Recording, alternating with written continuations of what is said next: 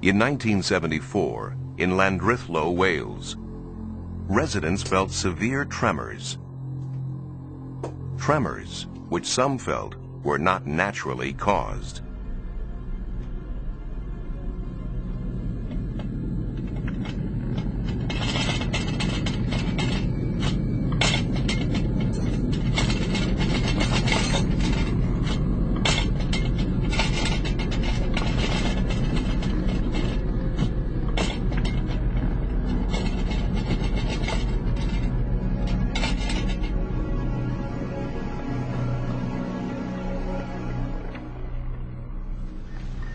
I have no idea what had happened. I don't think it was an earthquake somehow. You know, I still think it wasn't an earthquake. John Roberts wasn't the only one shaken that day. Hugh Edwards thought he saw a flying saucer. I saw this object coming along the mountain with the size of a bus, really. It's white in the middle, on two ends. Came across the mountain towards the road there. As it went over there, it dipped, and I thought it was going to crash. It dipped out of sight into the valley. Well, I'd heard so much about flying saucers, and I thought, well, this is it. And the only sound I heard of it, like a shh, going through the air. I was very surprised to see it, really.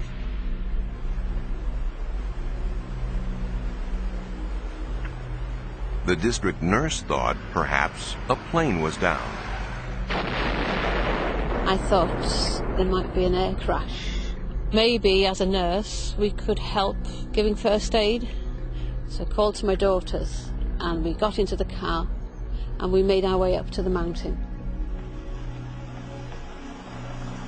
We drove a fair way along the mountain road, and to our left we could see a huge orange ball sitting on the mountain, glowing. Yeah, we stopped and we started looking what we thought was going to be an aircraft on fire. Because we'd envisaged sort of, oh God, you know, there might be bodies if it was an aeroplane crash, and we weren't too happy at that prospect, but we were quite surprised to see this big reddish orange ball just sitting there. There were no flames and it was so uniform. The shape, the round spherical shape of it made us realise we weren't looking at an aircraft. There were no flames jumping, but it was pulsating, this red orange object that we saw. And we could see little lights, like fairy lights, coming towards the object in a zigzag pattern, and we assumed at that time possibly there was someone going to see what was what. With hindsight, we realised that the search party couldn't have got there, located it and got there in the time it had taken us to go from the village up to the mountain. Yeah. I think no one could have organised themselves to get to the object that we saw.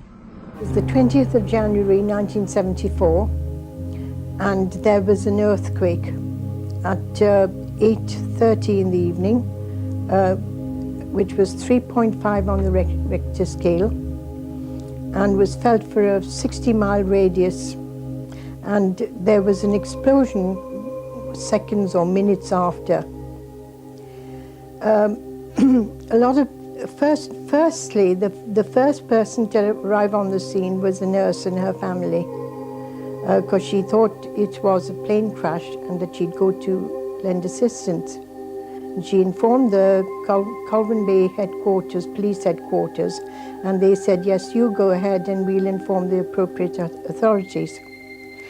So they went up the mountainside, stopped just opposite the Berwyn mountain, and at first they thought there was a fire, but then it became very apparent that there was this very large object which was a pinky orange in colour, pulsating and roughly egg-shaped, sitting on the side of the mountain. And during the time they were watching it, little white lights zigzagged up underneath this object. They thought that these were the military people, you know, with lanterns, because of course there are absolutely no lights in the area, there's no habitation. So After a bit, the girls, who were 14 and 15 years old at the time, felt a bit uneasy, and they thought, you know, let's go home, Mum, and they did. They turned the car around, and they were about to go down the road. This was the B4391, a very narrow little road that cuts right through the Berwyns. And a military or a police patrol, I'm not sure which, stopped them. And they said, you're not to go in the area because we are cordoning it off.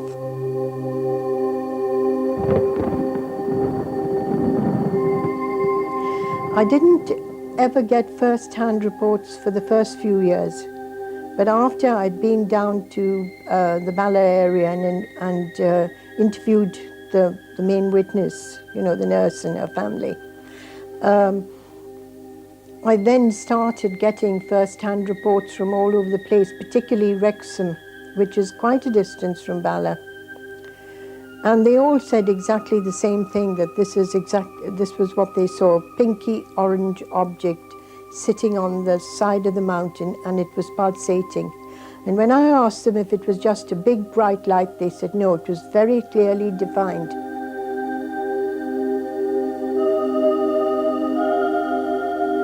If it had crashed, if there had been a military, you know, a secret military plane that crashed with perhaps nuclear reactors and things on it and they'd leaked, then why didn't the government evacuate all these people from Llandrillo, Llandrillo, Llandrillo?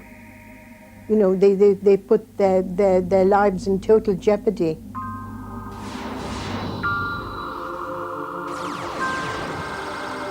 One of the first witnesses, first-hand witnesses whom I spoke to was Miss Cader Bronwen.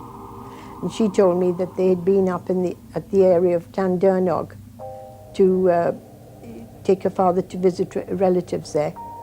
And they felt the earthquake and they heard the explosion, and they went up the mountainside, and again they were on the road that was jam-packed with people. And she said the police took so long to turn them around that she got a very good view, she, her father and elder brother, got a very good view of this object on the mountainside.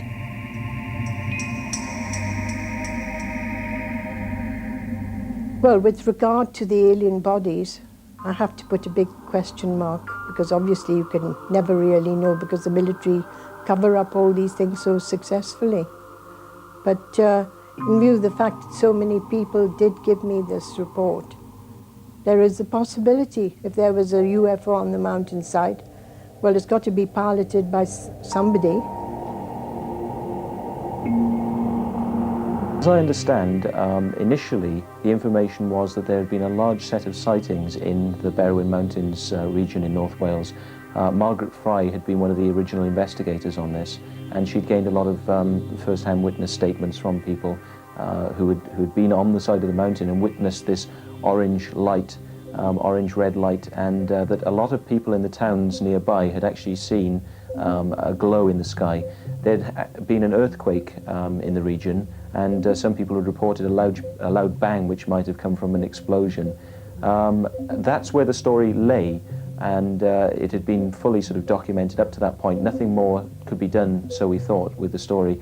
Then Tony Dodd this year pulled out a witness, or the witness came to him and said that he had actually been present at what he called a UFO crash on the side of the mountain, and had been responsible for taking containers, which he then found out later on were containing alien bodies, to a place called Porton Down, which is a chemical biological research facility in Wiltshire. It houses some of the most dangerous diseases known to exist on the planet. So it's a very highly secured facility, and these bodies were taken down there and then dropped off by this gentleman. That's where his involvement ends. But I mean, to have somebody come forward as a witness and say that they've seen alien bodies in a crash of a UFO on the side of a mountain, this puts a whole new spin on the story. Up until that point, it had been a UFO. Nobody really knew what had gone on, but now we've got a whole new angle to the case, which, as you say, makes it sound like a Roswell, a British version of Roswell then.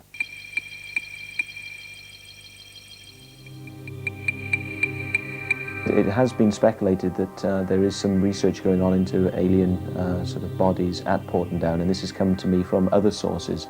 as well. The only problem with this information is that it's very hard to back up and verify. I mean, plenty of people can tell you they think that Porton Down, which deals with some of the most sensitive chemical and biological issues in the UK, would be the place that deals with aliens. But, I mean, we also know that there are many facilities underground which have investigated UFOs and have an involvement. They don't seem to be brought into the limelight quite so much. So I don't know how we're going to get to the truth of this. If they have got alien bodies there at Porton Down, how are we going to press the government to find out these facts? How are we going to ask them to release files? If they've been keeping it secret for a long time, what now can we do to get the facts?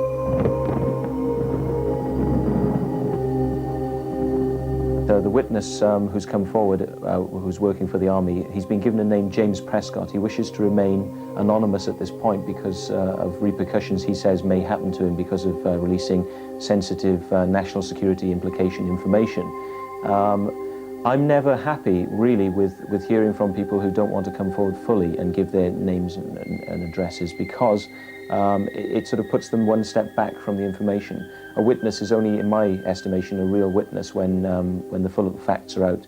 And we've only got one witness to this. So how can we check back? If he's not going to give us all the details, all the full, sort of information, how are we going to find out whether or not he is really telling the truth?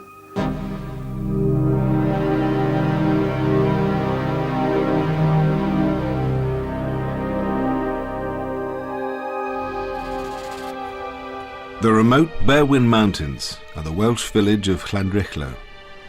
In 1974, the site of an infamous UFO encounter. My first thoughts were, wow, what was that? It was a very, very bright green light, different to anything I've ever seen before. Good God, he says, what happened there? And I said, I don't know. But I'd never seen nothing like it. 99% it was a flying saucer. If a UFO did visit that night, has the story become shrouded in official secrecy?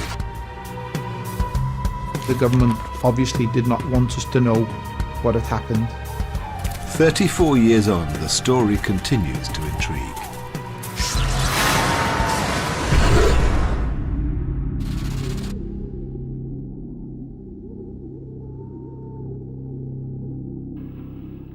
I do not believe that the president was involved at all. I don't know who was involved. We were sat down watching television, roughly about 20 to 9 as a minute. There was like a thud, and then the whole place started shaking quite violently. It didn't last long, but it was very frightening. We were just stunned and we were looking at each other, and I don't know, nobody said anything for a while, I don't think. Half a mile away, the village postmaster's house was also affected. We knew there was something wrong because my son was a bit agitated, you see, and he was, he was on the verge of crying anyway. The shockwave hit the Berwyn mountain range and travelled 4 miles from Llandrillo to the nearby town of Corwyn. It sounded, to be honest, exactly like a steamroller coming up the road. Oof, it like hit the house, the settee tipped, and I landed up on the hearth. In the next valley, Police Sergeant Elvid Roberts was settling down for the evening. All of a sudden, I felt this ominous rumbling, and clearly something quite major had happened. And my first thoughts were, oh heavens, it's the dam. The Llyn Dam holds 16 billion tons of water. Fearing it had been breached, Sergeant Roberts rushed to the scene.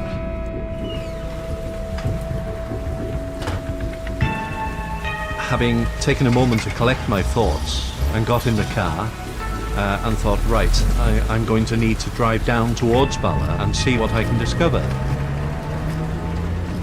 Had it been the dam that had burst, undoubtedly the water would have engulfed the town by the time I had driven towards it, and it would have been a very major tragedy. The more I drove towards Bala, the more reassured I became. So I then decided, well, I can rule that out with safety. So I drove then to the police station in Bala, and as soon as I went into the police station, the telephone was ringing, and it continued to ring each time I answered it, with reports coming in that something very big had happened. 999 calls were flooding in from the villages of Llandrillo. The locals were alarmed. No one quite knew what was going on. Not only had their houses been shaken, they were seeing lights in the sky above them. We dashed out into the village square, and of course there was a lot of people out there already. I looked up on the left-hand side of the shop, and we could see this ball of fire, which was quite bright, and it sort of had a bit of a tail on, you see. We just saw it coming, as if it was coming down at the back of the house, really. Of course, you know, it was frightening. Police Sergeant Roberts and Inspector Glyn Evans headed to the village to investigate. As we were driving, all of a sudden, we both saw this green light in the sky ahead of us, and it seemed to be an arcing light.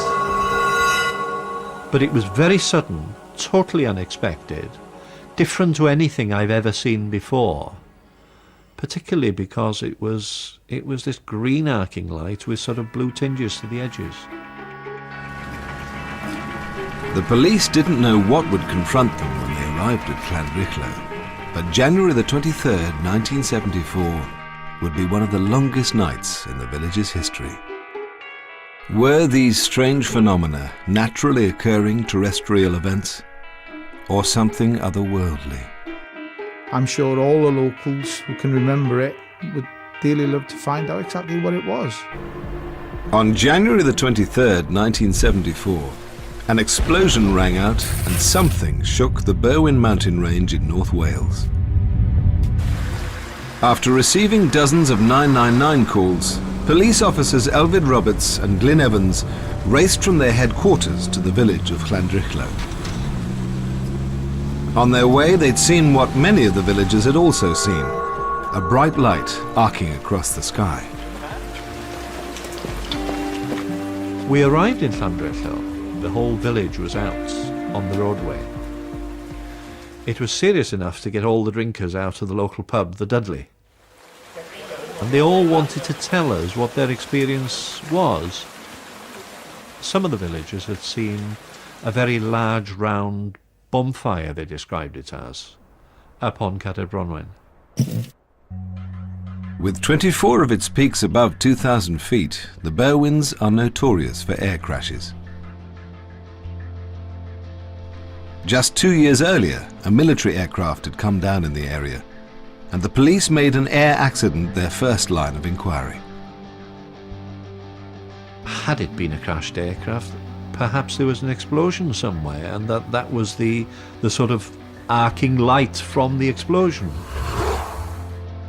To begin their search, the police needed to climb the mountainside, but they lacked a suitable vehicle to make the ascent. They decided to call at the nearby Garethian farm, the home of 14-year-old schoolboy Hugh Lloyd and a four-wheel drive Land Rover.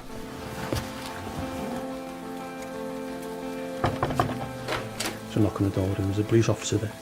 He said there was been a report of a plane crash, and the actual words he said was, "We'd like to commandeer your Land Rover." I remember that word. I didn't quite actually know what it meant, really.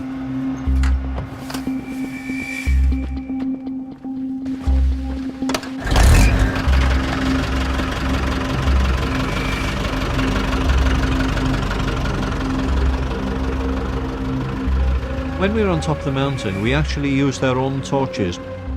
And then there was a period when we said, right, let's put the torches out and let's just be still for a while and look around and listen.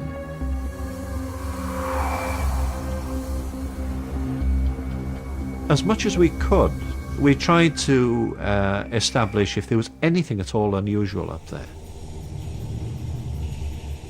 4 miles away in the village of Llandrillo, another vehicle headed up to the mountains in search of a crashed aircraft. The occupants travelled to a peak called Cader Bronwen and looked across the range toward the mountain the police were searching, Cader Bronwen.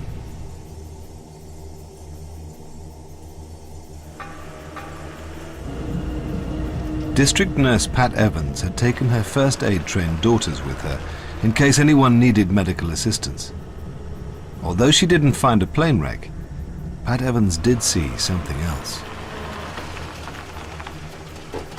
In 1974, she gave a statement which described seeing a perfect round circle, like a red bonfire, with lights moving around it, changing color to yellow and back again.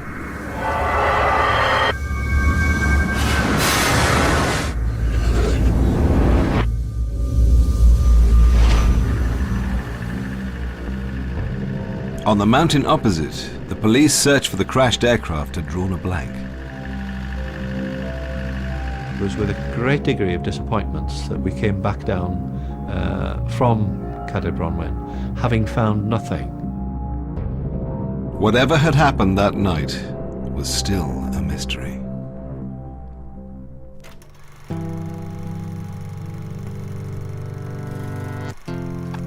By the following morning in Llandrillo, news of what the villagers had experienced had sparked a media frenzy. But no one had spoken to Pat Evans, and there was no talk of UFOs.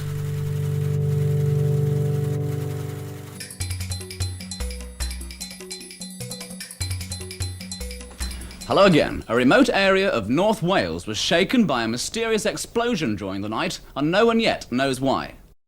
It's a greenish-blue colour. I was standing just by the police station there when you went just over there. What was it? Was it a streak or a flash? Yeah, it was a streak. It was just coming down.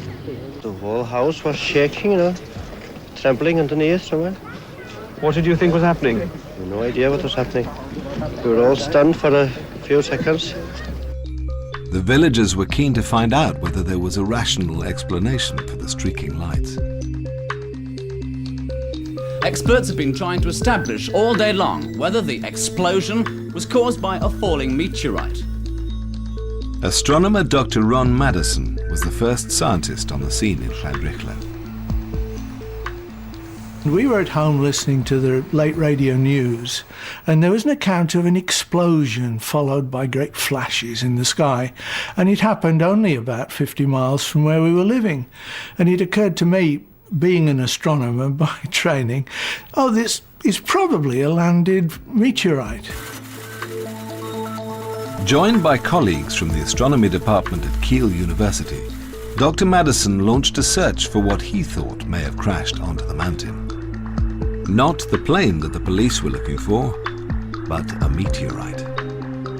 We went up into the mountains and spent the whole day hoofing it around in a big area, because the precision of the direction from which the lights had appeared was not very great. The situation was complicated by the fact that the weather was not that clear and there was light snow about. It was really a bit unpleasant. This is where it's thought the meteorite landed, but looking for it is like looking for a needle in a haystack, because these Berwyn mountains cover hundreds of square miles and is possibly the most remote, isolated part of Wales. Madison and his team of astronomers spent 4 days combing the mountain for evidence of a meteorite impact. 2 Canberra surveillance aircraft from the nearby Valley Air Force Base helped in the search.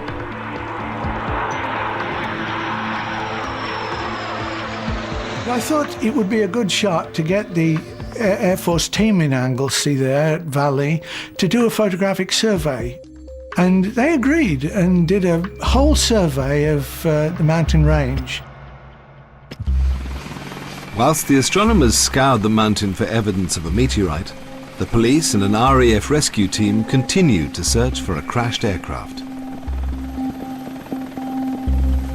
But neither hunt was successful. No physical evidence that anything had hit the mountain was found. no one knew what had caused the ground to shake so violently. It was quite a sensation, I can tell you. The house seems to lift, quite slowly, really. And then it felt as the floor was giving away as well, you see. So it's sort of a parting, really. The whole house rattled, basically. And I said, I think the steamrollers hit the house. I ran out, and there was nothing there, except for a small garage. And the mechanic was stood in the middle of the road with his spanner. And he couldn't speak. He was totally speechless and ashen white. And he said, good God, he says, what happened there? And I said, I don't know. We liaised with the Department of Geology in Edinburgh University within a day or so of this event being investigated, and they were able to confirm that there had been a very, very substantial earth tremor. The British Geological Survey's observatory had measured a quake with a magnitude of 3.5 on the Richter scale. The epicenter was just a mile from Llandrillo. The earth tremor explained the shaking ground and could also have been responsible for the explosive sound. In all British earthquakes, often people say that the sound was more terrible than the shaking. What happens is that when these shockwaves reach the surface of the Earth, a certain amount of them change from being shockwaves travelling through the ground to shockwaves travelling through the air as sound. So what you get is a booming sound or a rumbling sound. These are often very widely reported. The villagers and police now had concrete evidence that it was an earthquake that had shaken their homes. But with the searchers on the mountain drawing a blank, nothing had yet explained the lights they had witnessed above the Berwyn. It clearly wasn't a crashed aircraft, or evidence would have been found, so we can rule that out with safety. I don't think it actually was a meteorite that actually crashed to Earth, because you would expect to find some evidence of that, a crater or whatever. That simply left, as far as my experience was concerned, the green lights. Later, evidence emerged that could have explained the arcing lights. The Royal Astronomical Society had tracked a meteor shower heading eastward across northern Britain. We got letters in the following days from all parts of the country, people who claimed to have seen shooting stars which were very, very bright. There were at least 3, possibly 4 sightings of bolide meteors that night over a 3-hour period. Very, very unusual, and therefore that also adds to the mystery factor, because 1, you could say, well, that was strange, but probably something in the sky. 2, 3 and 4, you think, well, what's happening? This is going on all night, and there's been this huge explosion and rumbling. Surely they must be connected. That night's events were slowly consigned to memory. But in the 1980s, the Berwyn shot to prominence again when District Nurse Pat Evans gave an interview to a UFO enthusiast. When her description of the strange lights over the Berwyn was made public, UFO investigators took a renewed interest in the events of January the 23rd.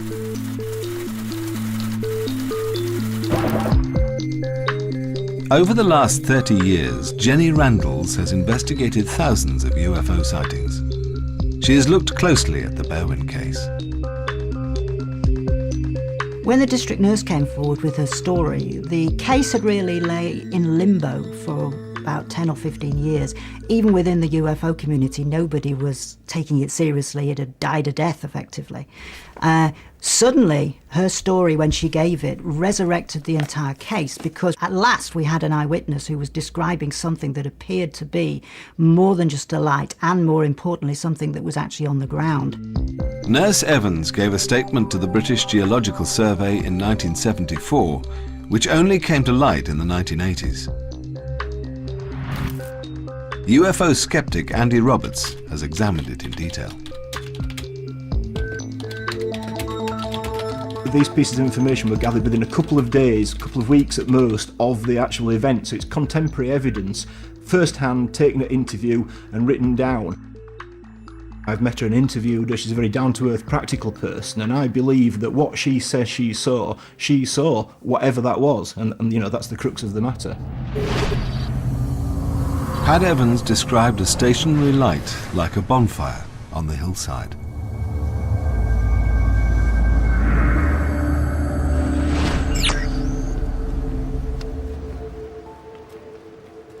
The revelations that came to public attention in the 1980s placed Pat Evans at the centre of the Berwyn UFO mystery.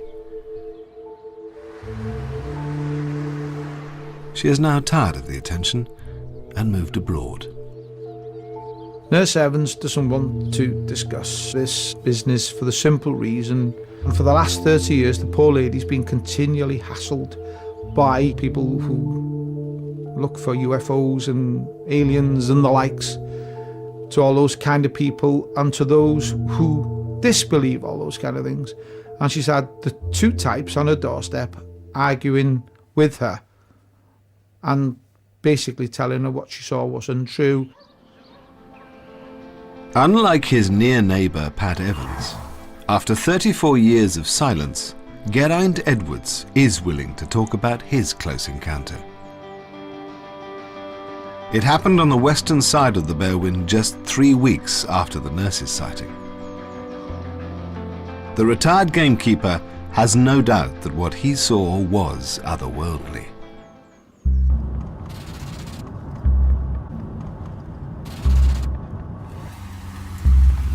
We were on the way down to play darts, and something took our eye in the southeast, and we stopped.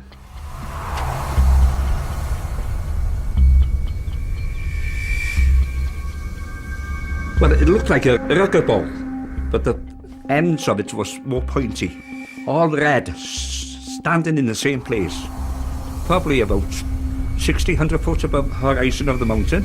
How long it'd been there before, we'd no idea, like, innit? But when it took off, it just went, well, like lightning, on the same line as it hovered, back of the mountain, and gone. Geraint has been keeping weather records for the Meteorological Office for 40 years. He keeps a journal in Welsh and wrote up his UFO encounter at the time. I put it down in the diary, yes, and not thinking probably I'd be on television in about 30 odd years talking about it, you know.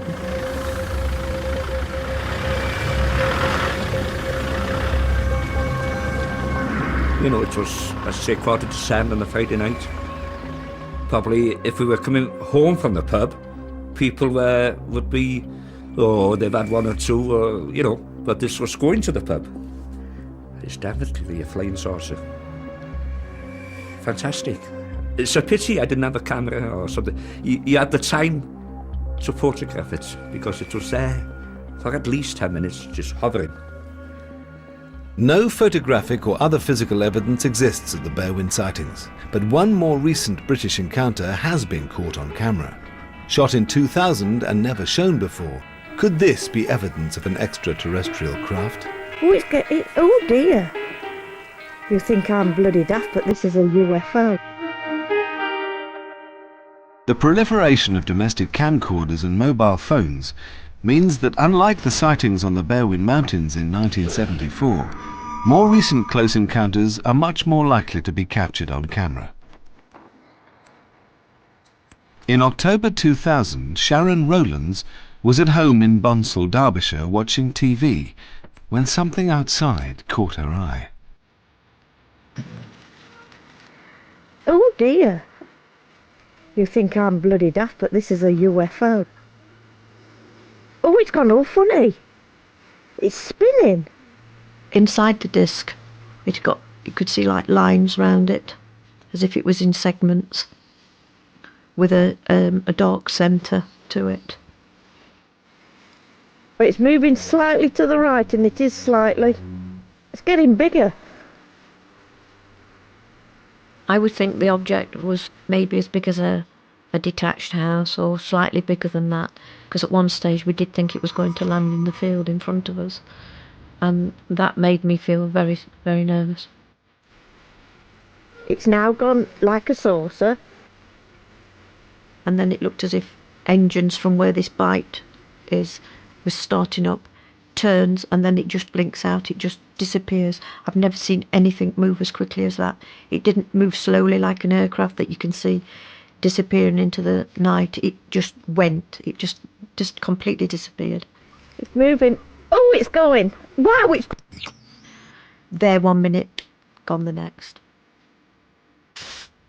Days after she'd filmed it, Sharon allowed a still from the video to appear in her local newspaper.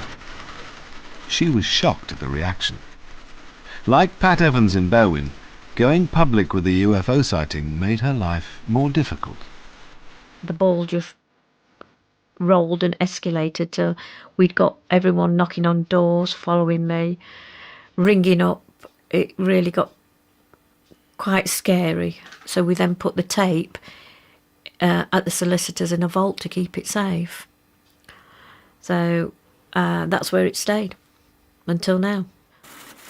I wasn't prepared to be called a liar.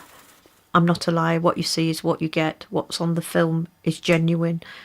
I can't tell you what it is. I have no idea. But UFO is the correct term for what's on that tape. Impartial analysis of Sharon's tape by an expert in the field of visual effects suggests there may be more to it than at first meets the eye. We can fake anything. If you have the right equipment and the expertise, it's possible to make any image appear real. And certainly if we look forensically at footage, we can usually find some clue. The pattern in the area seems very constant. That would suggest we're seeing it from one orientation, that is not moving at all in the sky. When we see the object in more detail, a bit closer up, there's one slightly strange part of it, which is underneath it. There appears to be a little semicircular dark area. The most likely reason for that is actually that there's a pole or column supporting the structure. There is some implied image in that grain structure going down that suggests to me there is a column there. I think it's a street lamp of some description. Definitely not a light stuck on a pole. That would be absolutely ridiculous. There's no way that that could move in and out that quickly.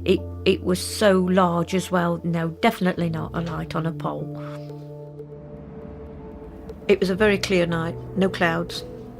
You could see the stars. There was no sound, nothing. It was just very calm, very quiet, very dark. There are no houses across the valley, so there's no street lights, no house lights, and there's no road, so there is no light whatsoever. So when we saw this object, it did stick out very well in the background of the dark skies. Some UFO sightings have never been fully explained, but for others the answers can often lie close to home. Over the 30 years I've investigated somewhere in the region of 10,000 UFO sightings, and according to my own figures, I'm satisfied that about 95% of those have been explained as what we call IFOs, identified flying objects. It's easy to assume from an account by a witness that they saw something out of this world, when in truth, very often in the UFO phenomenon, the solution is very much of this world.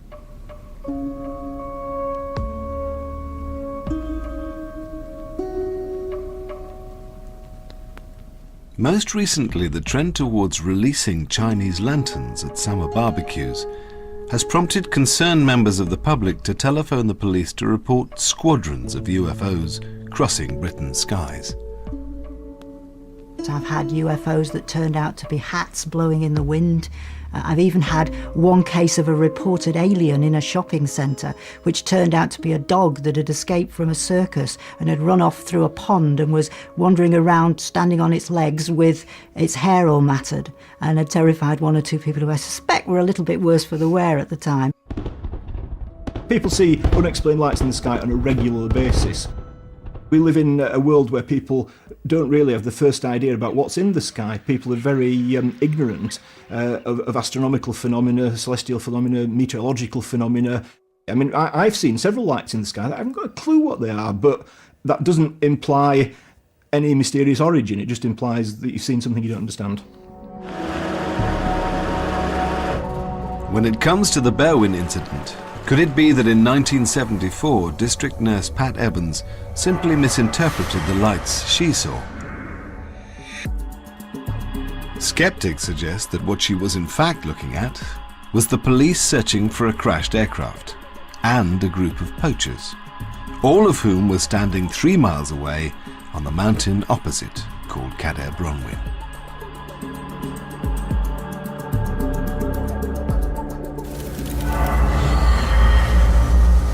The large light Pat Evans described as an orb the size of the moon has been credited to the powerful lamp used by poachers when they hunt at night. When I spoke to Pat, she told me that she was looking across the hillside and she could see this unusual large light. And she said round it were what she could only describe as fairy lights, little lights twinkling, as well as some what looked to be car headlights. What Pat Evans saw is the police and the Land Rovers and the farmer with their torches meeting the poachers. Sheep farmer Ian Roberts was one of the poachers that night and has his own views about the lamp theory. I was in charge of the lamp. There was a spot lamp which we'd adapted to put a halogen bulb in. That would give you like a pencil beam, but nothing else. And I doubt if it looks anything like the moon kind of thing. I wouldn't have thought that. According to Ian, the poachers had stopped hunting by the time the police arrived, and what Pat Evans saw was definitely not a poacher's lamp. Then, of course, we were coming down and the vehicles coming up. So we hopped over the hedge. Not that we'd really done anything wrong, but it's unusual that time of night for vehicles to be going up the road. And we recognised the Land Rover, and we recognised the shape of a police officer sitting in the passenger seat of one of them. And we were starting to wonder now what's going on. There is another theory that might explain what Pat Evans saw that night. Earthquakes are often accompanied by lights which rise up from within the ground, so-called earth lights. The fact that earthquakes are known from reports all over the world to generate energy that can create earth lights in the sky still remains at the back of my mind a possibility in this case. I do think there is a chance that some of the things that were seen directly over the area where this fault line was activated that night were earth lights. Actually, this is a fairly common experience. It's not understood fully, but when you get blocks of rock which are made of something like quartz, and they move and they're under a huge pressure and there's a sliding of the rocks, this generates a voltage by the piezoelectric effect, and it can run into thousands of volts. And if gas is squeezed out from that fault as well, which is commonplace, that gas would be ionized, it would glow, and you'll get a big glow in the sky like lightning, but not a flash, not an arc. During Jenny Randall's investigations into the Berwyn case, she claims to have witnessed light emanating from the ground, which would fit exactly the same description. On one of the occasions when I was actually there doing this investigation, I was quite surprised to see one of these earth lights for myself. It was emerging from within the rocks itself and climbing into the sky. But if that was an earth light, and that was what was seen on the night of this particular occasion, I can well understand why the much greater forces that might have been involved at the time of an earthquake would have generated huge glowing lights that would have been of of great fascination to the local people, and why they would have thought that they'd seen something very strange indeed. With explanations for the lights seen in the sky resting on the edge of known scientific fact, and no concrete evidence to fully explain all of the events of that night in 1974, the Berwyn UFO has become shrouded in rumours of government cover-up. As time went on, the rumours seemed to gather apace, and we got to a stage where people who related very well to the police in this area, in the nicest possible way, would be saying things like, "We understand you can't tell us everything. What with the Official Secrets Act and all that." Whatever it was kept quiet, and I think there's things we should know about, and that things that happened that are being covered up.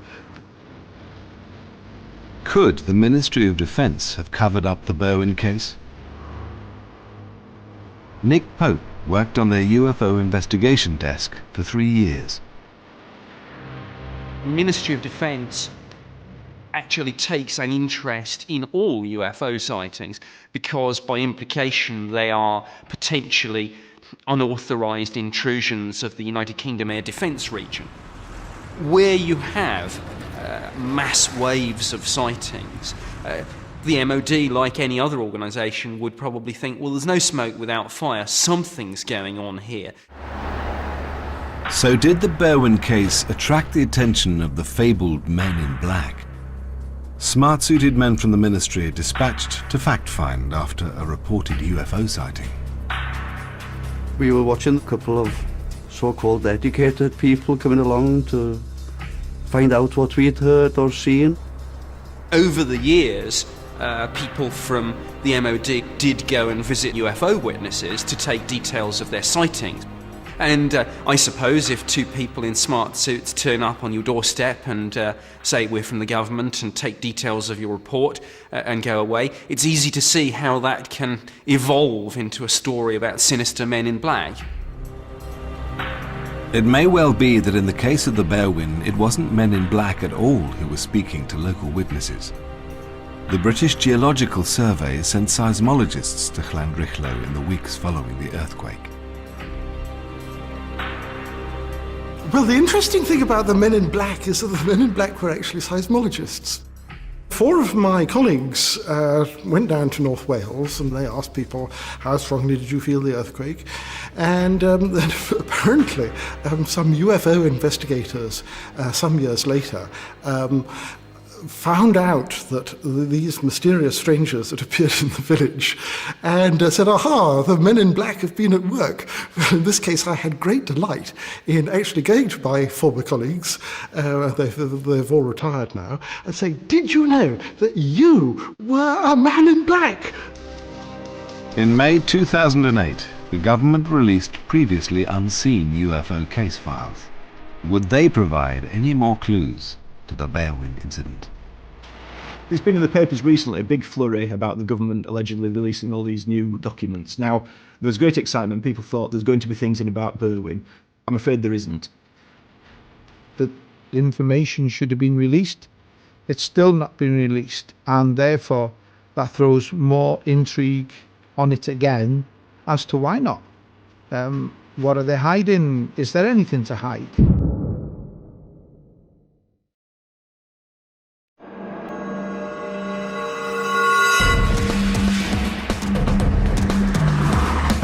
The Berwyn UFO case has been beset by conspiracy theories, and one in particular stands out.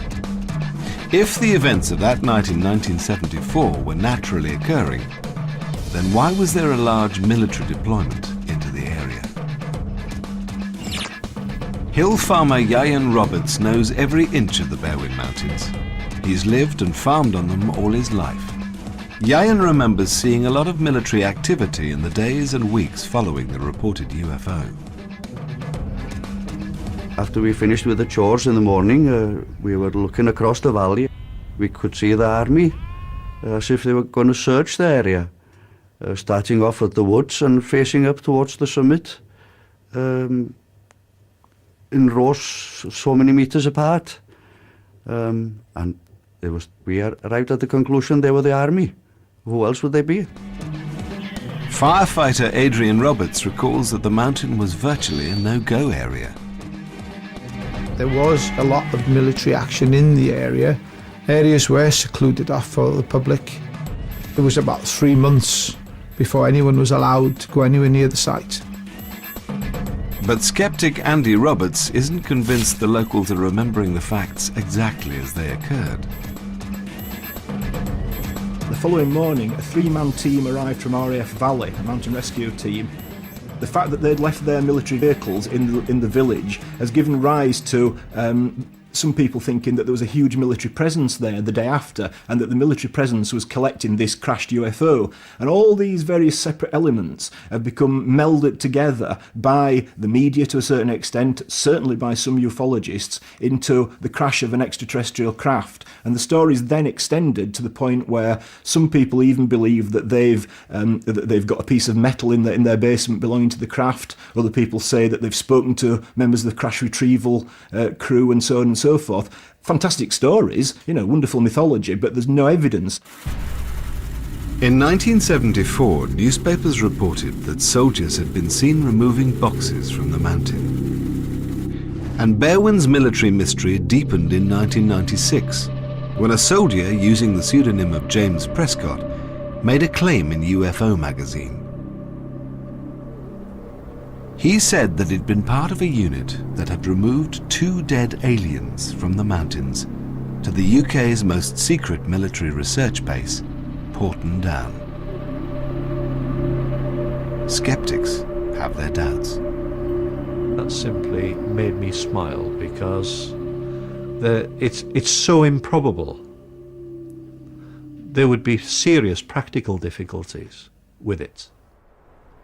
Had the British government found an alien, dead or alive, do you really think that they'd actually put it in a box and drove it to Porton Down? They'd have had a helicopter there straight away. It'd been there within a couple of hours, instead of a very bumpy, rickety ride down a mountain and then a very risky drive down the motorway. And apparently at one point they even stopped and went to a motorway service station. Now, they don't even do that when they're conveying prisoners. You go straight from A to B. So an alien, you just wouldn't arrive at Porton Down like that. Despite the inherently secretive nature of the Ministry of Defence, people, of course, do chat and gossip to their friends and colleagues. All I can say is that in my 21 years working there, 3 years of which were actually working on the UFO issue, I never once picked up even the slightest hint from anyone else in the MOD that behind my back there had been this secret UFO project, dead extraterrestrials secreted away at Porton Down or wherever. Not a hint, not a whisper. Whether you believe the conspiracy theorists or the skeptics, what the locals of Llandrillo saw that night may never be fully explained. It was a highly unusual event, unsatisfactory in the sense that it can't be put to bed, as it were, with a rational explanation and evidence to support that. All the evidence, as documented by the police, the British Geological Society, points to it being a series of natural phenomena which all happened on the same night. Fantastic coincidence, what are the chances of that happening? But it did, and people have spun from that a mythology which has led to it being a crashed saucer.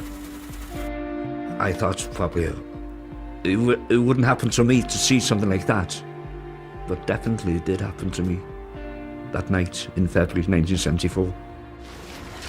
What people have seen and reported and collected just simply could not be made up. So, in some ways, we've got to try and believe them, haven't we? What is special about the Earth? Absolutely nothing. Eventually we will get evidence that shows that there is intelligent life somewhere outside the Earth. I promise you that with absolute certainty.